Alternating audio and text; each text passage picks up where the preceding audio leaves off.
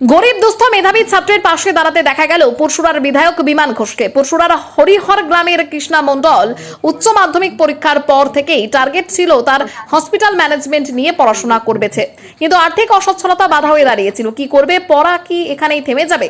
খবর পেয়ে পরিবারের সঙ্গে যোগাযোগ করে পরশুরার বিধায়ক বিমান ঘোষ তড়িঘড়ি আজকে কৃষ্ণা মণ্ডলের বাড়িতে আসেন। এই ছাত্রীর হাতে নগদ 50,000 টাকা তুলে দেন বিধায়ক। খুশি পরিবারের মানুষ, খুশি ও ছাত্রী। পরিবারের পক্ষ থেকে ধন্যবাদ জানানো হয় বিধায়ককে। কি জানাচ্ছেন ওই ছাত্রী কৃষ্ণা মণ্ডল শোনাবো। কি জানাচ্ছেন পরশুরার বিধায়ক বিমান ঘোষ, দেখুন বিস্তারিত। আজকে বিধায়ক বিমান ঘোষ এসেছিলেন আপনার বাড়িতে, আপনাকে আর্থিক সাহায্য করে গেল, কি বলবেন? আমার কারণ খুবই আর্থিক সমস্যা ছিল আমার পরিবারে। তো ওনার সাথে আমি কন্ট্যাক্ট করেছিলাম উচ্চ মাধ্যমিকের পর যে আমার টাকার দরকার, তাই উনি আমাকে হসপিটাল ম্যানেজমেন্ট করার জন্য ব্যারাকপুর ইউনিভার্সিটিতে তো সাহায্য করেছেন। 50,000 টাকা আর্থিক দিয়ে আমাকে সাহায্য করেছেন, তার জন্য ধন্যবাদ, আমি কৃতজ্ঞ। কেমন লাগছে আজকের এই যে হসপিটাল ম্যানেজমেন্টে ভর্তি হতে পারবে? হ্যাঁ, আমার খুবই ভালো লাগছে, কারণ আমার পড়াশোনাটা এগিয়ে নিয়ে যাওয়ার খুবই ইচ্ছা ছিল, তাই জন্য খুবই ভালো লাগছে। আগামী দিনে কি করতে চাইছেন? হসপিটাল ম্যানেজমেন্ট নিয়ে করতে চাইছি। ম্যানেজমেন্ট করার করার পর কি ওই ম্যানেজমেন্টটাই করতে চাইছি আমি। কি নাম? কৃষ্ণা মণ্ডল।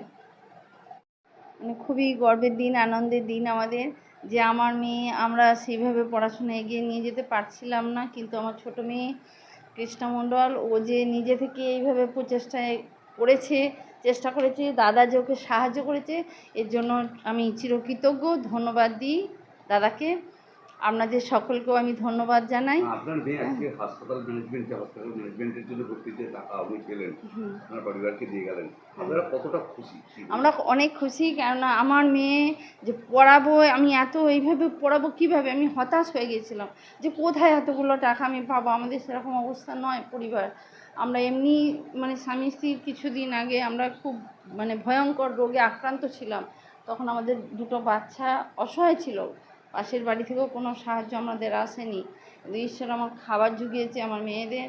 আমরা খুব অসুস্থ ছিলাম করোনার সময়, দুজনেই স্বামী স্ত্রী আরামবাগে হসপিটালে ভর্তি ছিলাম। তখন আমার মেয়েরা আজ থেকে 9 বছর আগে ছোট।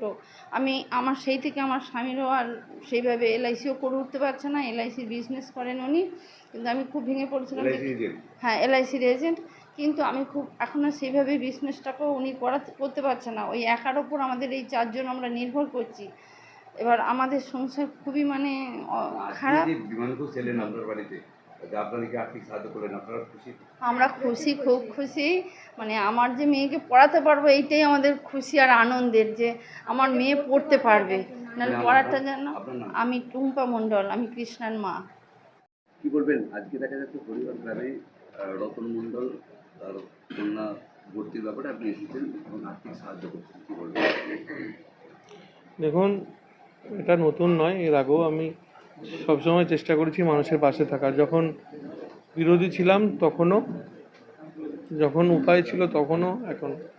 বিষয় হচ্ছে স্নেহা মণ্ডল, রতন কৃষ্ণা মণ্ডল, তো আমার সঙ্গে যোগাযোগ করে, আবার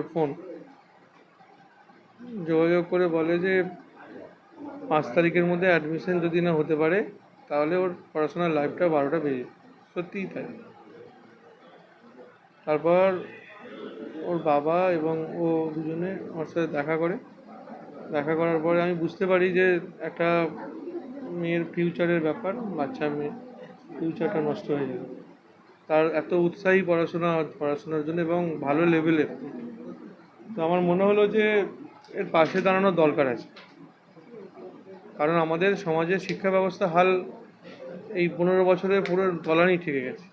আমরা চাইছি পুরোটা ফেরানোর জন্য। সেখানে একটা ছাত্রী যদি সে ডেভেলপ করে আগামী দিনে সমাজের ভবিষ্যৎ হবে, তো সেহেতু আমি তখনই কমিটমেন্ট করেছিলাম, তুমি বাড়ি যাও, আমি তোমার বাড়িতে যাব, গিয়ে ব্যবস্থা করে দিয়ে আসবো, তুমি নিশ্চিন্তে বাড়ি।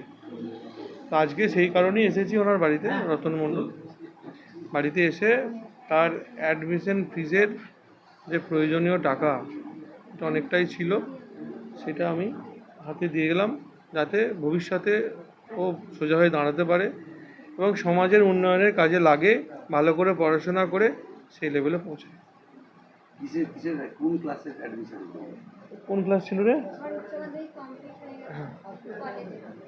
Hospital management.